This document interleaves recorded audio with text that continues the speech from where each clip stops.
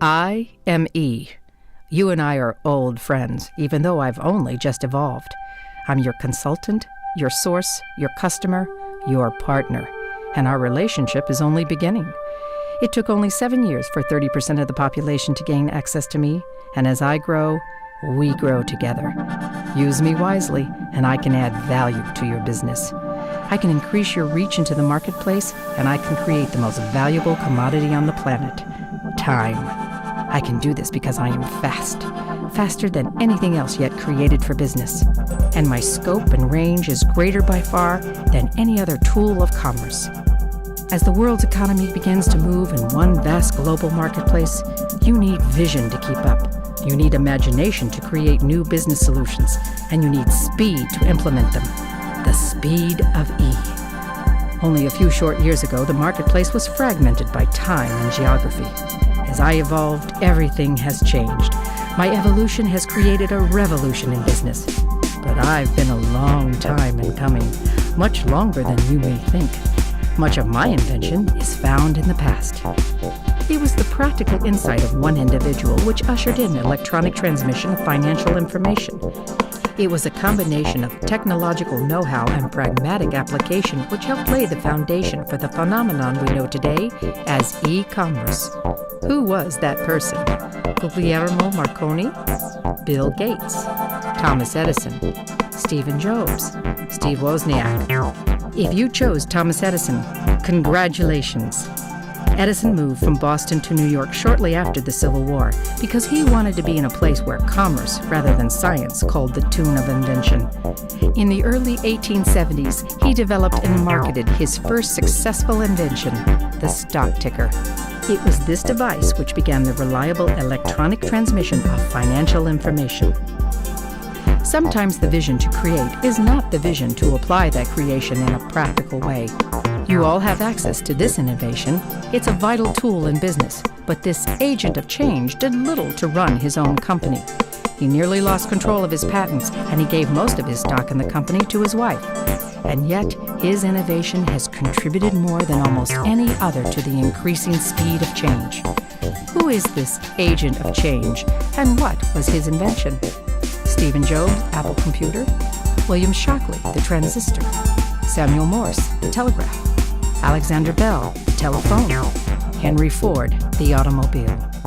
Walk down any street today and half the people you'll see will be talking into their cell phones. The telephone is everywhere. Without it, business as we know it would come to a halt, and I would be non-existent. Alexander Bell, who had the vision to invent the telephone, had little interest in its practical application.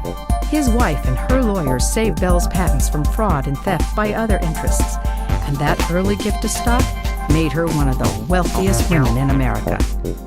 Sometimes change happens before the world realizes it. Take, for instance, the television. If you were a child in the early 50s, you will remember those tiny round screens and only 2 or 3 channels to choose from. Who would have thought how large a part of television has played in entertainment, communications, and business? Closed-circuit transmission, video conferencing, and computer monitors have transformed the way our businesses are conducted. Many of us remember the early days of this modern miracle. But when did this most modern technological innovation begin? 1911, 1928, 1932, 1940, 1951.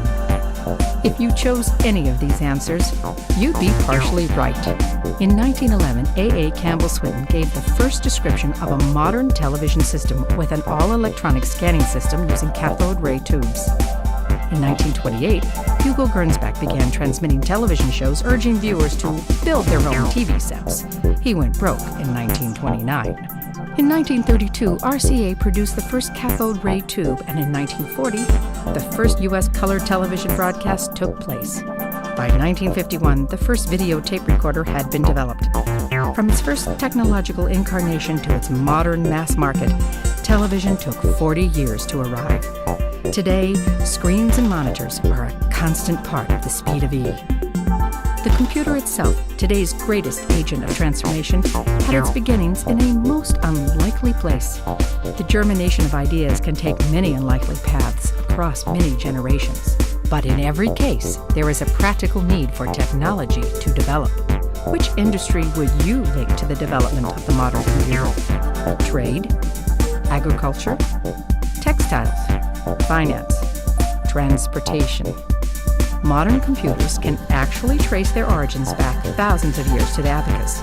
But the first modern example of a working computer was the Jacquard loom. In 1804, Joseph Marie Jacquard created a complex weaving loom which ran on punch cards. The punch cards enabled the machine to weave complex designs automatically and in bulk. If you chose textiles, you're definitely up to speed. As the speed of E increases, what direction will we take?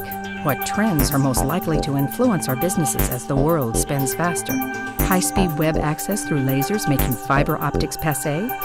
Palm-held wireless computing? Universal credit cards which make hard currency obsolete? Voice recognition technology which eliminates the need to key in information? Comfortable, wearable communication and computing devices making the current cell phones and laptops technological dinosaurs? The question is still open. What seems like science fiction is actually on the drawing board. One or all of them may redefine our very near future. Whatever that future is, you will be there, and so will I. We will move together in ways we can only imagine right now, and we will move with the speed of E.